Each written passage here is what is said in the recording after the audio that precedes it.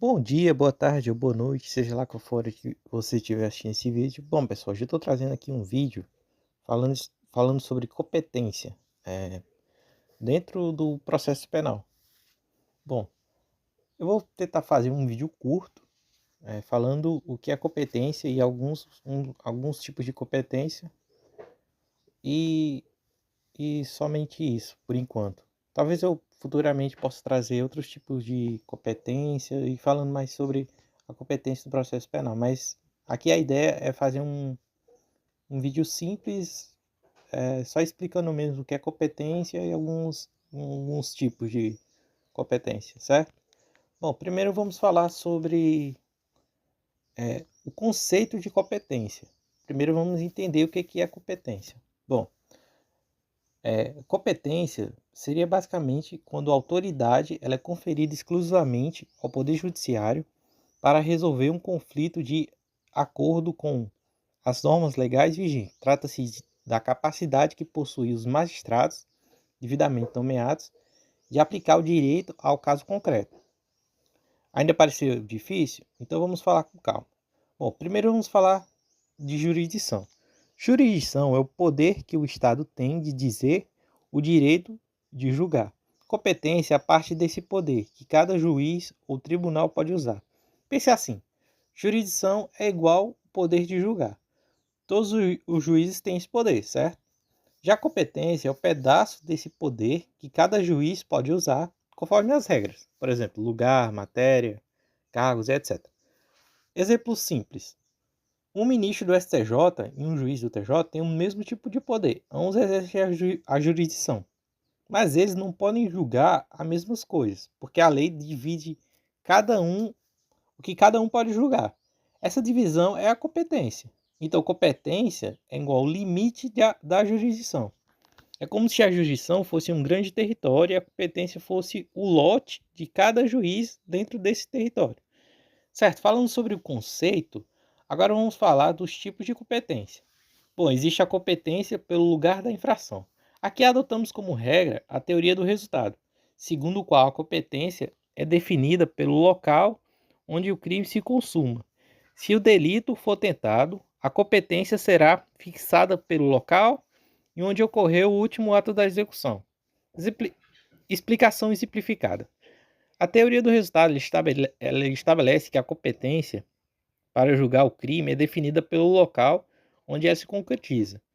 Quando o crime se consuma, considera-se o lugar onde ocorreu o resultado final.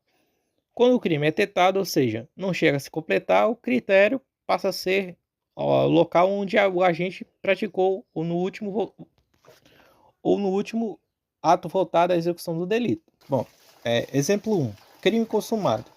João ele dispara contra Pedro na cidade A, mas Pedro falece somente na cidade B, enquanto recebia atendimento. A competência vai ser na cidade B, por ser onde o resultado morte efetivamente ocorreu.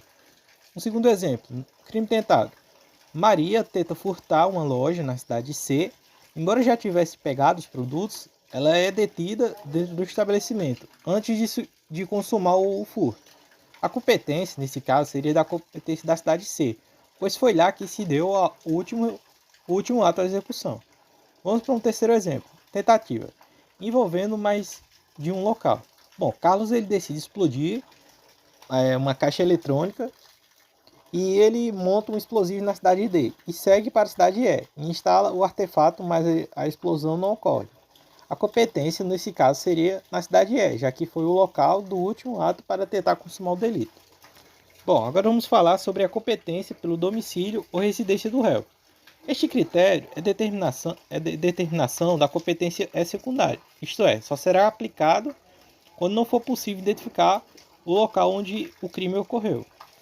Quando o crime acontece, a regra geral é que o processo seja analisado pelo juiz do local onde o delito foi cometido. Porém, pode acontecer de não sabermos exatamente onde o crime ocorreu. Nessas situações, o Código do Processo Penal estabelece critérios e alternativas para definir qual juiz será responsável pelo caso. Bom, alguns critérios. O primeiro critério seria quando a vítima ela tem residência. A competência será do juiz da cidade onde a vítima mora. Exemplo: João caiu em um golpe pela internet, mas não é possível descobrir de qual cidade o criminoso enviou as mensagens. Diante da incerteza sobre o local da prática delituosa, aplica-se o critério subsidiário, o juiz competente da cidade onde João reside. 2. Quando a vítima ela possui mais de uma residência, utiliza-se critérios de prevenção. Isso quer dizer que o juiz que o primeiro der andamento ao processo, como receber a denúncia ou determinar algumas diligências, fica com a competência. Exemplo: Maria mora tanto em Salvador quanto em Recife. Ela foi ameaçada pela internet. Sem que ela saiba de onde que partiu as mensagens, o Ministério Público pode direcionar o caso a qualquer uma dessas cidades. Se o juiz de Recife começar a atuar antes, é competente o juiz de Recife, por prevenção. E o terceiro, quando a vítima não possui residência fixa. A competência será primeiro do juiz que tomar conhecimento do fato. Esse critério aplica-se à pessoa que tem um endereço estável, como trabalhadores, integrantes, artistas de circo, viajantes e etc. Exemplo: Pedro, artista sincero, percorre o país e não tem moradia fixa. Então ele sofre uma injúria por mensagem e não é possível identificar o local da autoria. Assim, o primeiro juiz que recebeu o caso, por exemplo, de Curitiba, será competente. Competente é o primeiro juiz que tomou ciência do crime, certo? Bom, pessoal, o vídeo era isso. Eu espero que vocês tenham gostado. Talvez eu traga mais vídeos falando sobre competência, porque tem várias outras competências de processo penal, mas eu trouxe, no caso, essas duas aqui e o conceito de competência. Bom, vou ficando por aqui e um forte abraço.